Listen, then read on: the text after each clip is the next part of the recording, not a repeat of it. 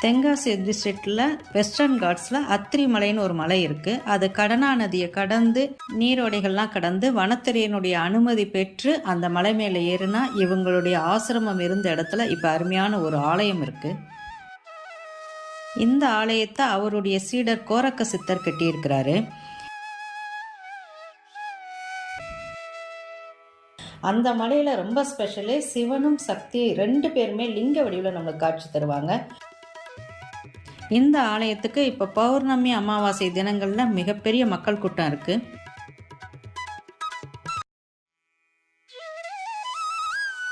அதுக்கு பிறகு வெஸ்டர்ன் காட்ஸில் திருமூர்த்தி மலையுடைய அடிவாரத்தில் வற்றாத ஓடைக்கு நடுவில் அத்திரி மகரிஷியும் அனுசுயா தேவியும் வாழ்ந்ததாக நம்பப்படுது. இந்த அமனலிங்கேஸ்வர் ஆலயத்தில் மும்மூர்த்திகளும் அத்திரி மகரிஷிக்கும் அனுசுயா தேவிக்கும் காட்சி கொடுத்த இடம் உண்டு.